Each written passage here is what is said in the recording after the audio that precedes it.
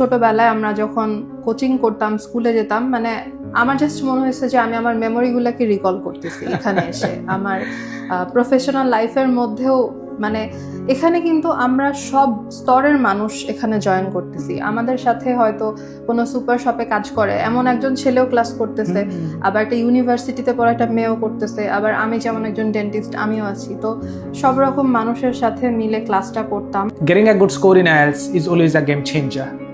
আর এই ভালো স্কোরের জন্য চাই পরিশ্রম, ধৈর্য এবং আত্মবিশ্বাস।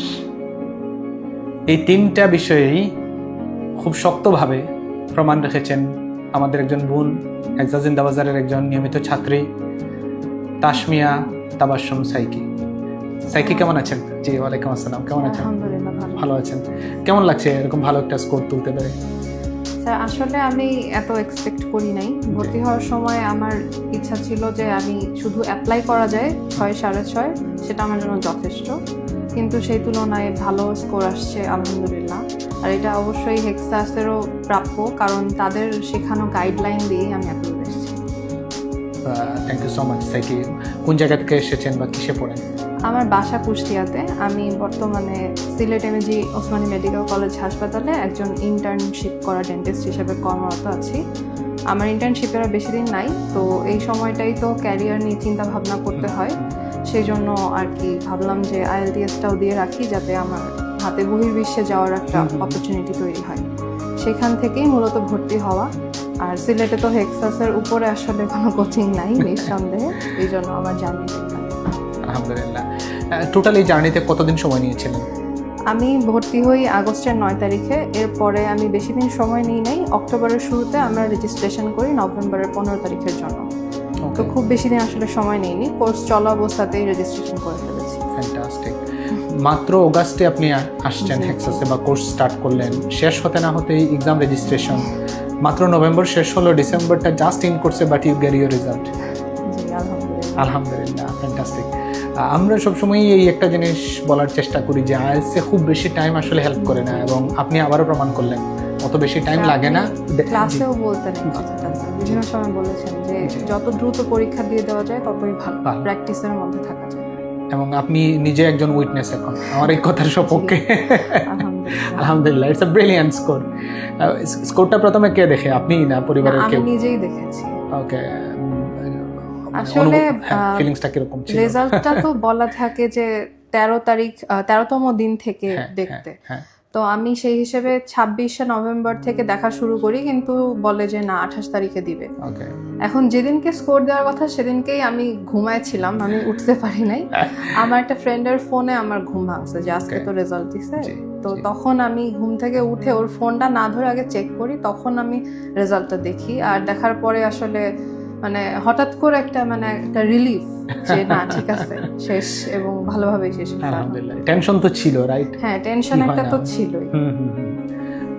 মক টেস্ট ভালো মতো ফেস করতে পেরেছিলেন? জি, মক টেস্ট আমি ভালোই করতাম, মানে আলহামদুলিল্লাহ আমার পার্সপেক্টিভে আমার কাছে মনে হচ্ছে ভালো। আমি 7 বা 7.5 পেতাম। Fantastic, fantastic. এবং সেটারই একটা মিল আছে আর কি, রেজাল্ট এসেছে। ওকে, আপনার সবচেয়ে মানে শক্তির জায়গা ছিল কোন মডিউলে? সত্যি কথা বলতে আমি সবচেয়ে ভালো করতাম রিডিংয়ে। কোচিংয়ে আমি সবসময় 8, 8.5 পেতাম, যদিও মেইন পরীক্ষায় আমার সেটা আসেনি, একটু কমে গেছে। কিন্তু আমি মনে করি রিডিংটাই আমার সবচেয়ে বড় শক্তি। কিন্তু আমার পরীক্ষায় বেশি আসছে লিসনিংয়ে 8.5। মাশাআল্লাহ, 8.5। এন্ড দেন এছাড়া তারপর রিডিংয়ে আসছে 7.5, আর বাকি দুটো মডিউলে 6.5। মাশাআল্লাহ, মানে still it's a brilliant score. যে দেখেন নো ব্যান্ড লেস দেন 6.5। অনেক সময় 7.5 থাকে, আবার বাই চান্স কারো ক্ষেত্রে হয়তো এটা কোনো একটা মডিউল 6-এও নেমে যেতে পারে। বাট হোয়াট ইউ ডিড, যে নো ব্যান্ড 7.5 ওভারঅল এবং নো ব্যান্ড লেস দেন 6.5, এটা আপনাকে অনেক বেশি হেল্প করবে ইনশাআল্লাহ। আপনি আসলে বা লিসনিংয়ে 8.5 তুললেন, রিডিংও দেখা যাচ্ছে আমরা যেটা বুঝতে পারছিলাম আগে থেকেই আপনার মোটামুটি একটা শক্তির জায়গা, স্ট্রেংথ জোন আপনার স্টুডেন্ট থাকা অবস্থায় সম্ভবত। কারণ কি, মানে আপনি নিয়মিত বই পড়তেন বা? সত্যি কথা বলতে রিডিংটা নিয়ে আমাদের মানে কোচিংয়েও সর্বশেষ শেখানো মডিউল ছিল রিডিং। তো প্রথম দিকে আমি ট্রু ফলস নট গিভেনে অনেক সমস্যা ফেস করেছি, মানে প্রথমে ধরতে পারতাম না। কিন্তু কিছুদিন প্র্যাকটিসের পরে আমি বুঝতে পারি যে আসলে রিডিংয়ে ভালো করার মূল মন্ত্রই হচ্ছে প্র্যাকটিস। আমি যত বেশি প্র্যাকটিস করব তত আমি ধরতে পারবো যে আসলে প্রশ্নকর্তারা ট্রু ফলস বা নট গিভেন বলতে কোনটা জানতে চাচ্ছেন। তো এইটা আমি রেগুলার খালি প্র্যাকটিস করছি আর টাইম ম্যানেজমেন্ট, এই জন্য এটাতে আমার কনফিডেন্সটা অনেক বেশি ছিল। অসাধারণ। আপনার মতো যেমন অনেকেই এমবিবিএস পরে আইএলটিএস করছেন, they are searching for the opportunities, পাশাপাশি আপনাদের বিডিএস-এর যারা বিডিএস বলেন জি বা ডেন্টিস্ট যারা, তারাও কিন্তু এরকম আমাদের প্রচুর বোন আছেন, ভাইয়েরাও আছেন। তো আপনার কি মনে হয় যে মানে এই আপনাদের ব্যাকগ্রাউন্ডে, মেডিকেল ব্যাকগ্রাউন্ডের যারা আছেন, তারা আসলে রাইটিংটাতে একটু সাফার করেন কিনা, বা আপনার ক্ষেত্রে ব্যাপারটা কিরকম ছিল? আমার ক্ষেত্রে আমি বলবো যে আমি আসলে খুব বেশি ইফোর্ট দেই নাই, কিন্তু আলহামদুলিল্লাহ গ্রামারের একটা বেসিক থাকলে রাইটিং একটা ভালো স্কোর চলেই আসে।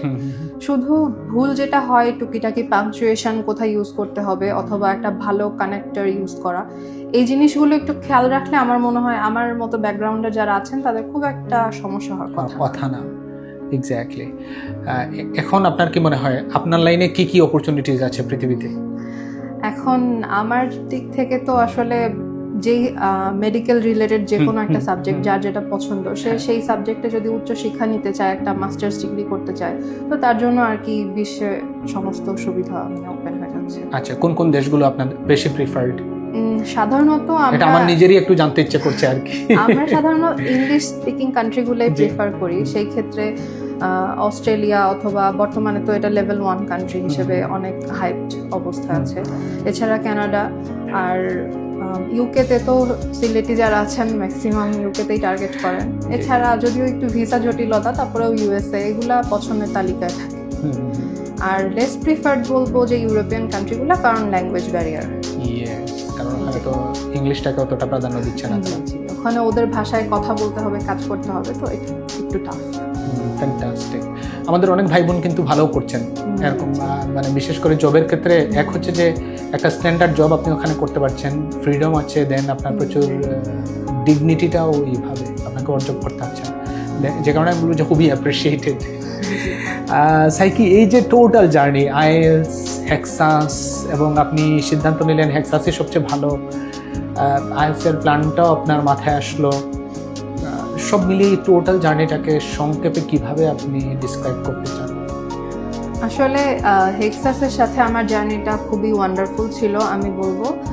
আর সত্যি কথা বলতে ছোটবেলায় আমরা যখন কোচিং করতাম, স্কুলে যেতাম, মানে আমার জাস্ট মনে হয়েছে যে আমি আমার মেমোরিগুলোকে রিকল করতেছি এখানে এসে। আমার প্রফেশনাল লাইফের মধ্যেও মানে এখানে কিন্তু আমরা সব স্তরের মানুষ এখানে জয়েন করতেছি। আমাদের সাথে হয়তো কোনো সুপার শপে কাজ করে এমন একজন ছেলেও ক্লাস করতেছে, আবার একটা ইউনিভার্সিটিতে পড়া একটা মেয়েও করতেছে, আবার আমি যেমন একজন ডেন্টিস্ট আমিও আছি। তো সব রকম মানুষের সাথে মিলে ক্লাসটা করতাম। স্যাররা খুবই হেল্পফুল ছিলেন, ইনস্ট্রাক্টর যারা ছিলেন তাদেরকে আসলে 24/7ই আমি বলবো, যত রাতেই আমি বলি না কেন যে স্যার এটা সমস্যা হচ্ছে, কি করব, ওনারা সলিউশন সবসময় রেডি করে রাখতেন।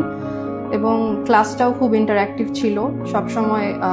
আর কেয়ারের কথা যেটা বলবো, স্পিকিং কেয়ার এছাড়া রিডিং রাইটিং কেয়ার ছিল, তবে স্পিকিং কেয়ারটাতে বেশি যাওয়া জয়েন করতেন। হ্যাঁ, কারণ এই স্পিকিং কেয়ারটাই আসলে জড়তা কাটানোর একটা অনেক বড় মাধ্যম আমি মনে করি। শুরুতে অনেকেই ভয় থাকে যে কিভাবে কথা বলবো, কিন্তু 2-1 দিন 3 দিন যেতে যেতে আসলে সবাই সবার সাথে ইউজ টু হয়ে যায় কেয়ারে, এবং এইটাই আসলে আমার মনে হয় স্পিকিংয়ে ভালো করার জন্য অনেক বড় ভূমিকা রাখে। এছাড়া তো বললামই যে ক্লাসের সবসময় ইন্টারঅ্যাক্টিভ ক্লাস হতো, কেয়ারের ভূমিকাগুলো ছিল, এবং পানিশমেন্টও ছিল, যেটা আসলে এনজয়েবল একদিক দিয়ে, যে আপনি হোমওয়ার্ক যদি না করেন আপনাকে জরিমানা দিতে হবে। অনেকে এই ভয় হলেও লাইনে থাকে, পড়াশোনা করবে। তো সবকিছু মিলে আমার কাছে মনে হয়েছে এটা একটা পারফেক্ট জায়গা, এবং আমার আসলে জীবনের খুব একটা ভালো মেমোরি হয়ে থাকবে। মাশাআল্লাহ। ডাক্তার আর টিচার মানে যথেষ্ট মিল আছে, রাইট? 24/7ই আপনাদের রেসপন্স করতে হয়। আসলে alright, thank you so much আপু। I think we had a nice talking, এবং আমার মনে হয় it will be impactful for our other students. ইনশাআল্লাহ এটা যদি কাউকে যদি ইন্সপায়ার করে যে আপনার ডিউটি করে বা যে ক্ষেত্রে চাকরি করেন সবকিছু করেও আপনাদের যদি ইচ্ছা থাকে আপনারা আসলে ম্যানেজ করতে পারবেন আমার মনে হয়। আর হেক্সার মতো একটা গাইডলাইন যদি আপনাদের সাথে থাকে তাহলে তো আলহামদুলিল্লাহ চিন্তা নেই। Thank you so much.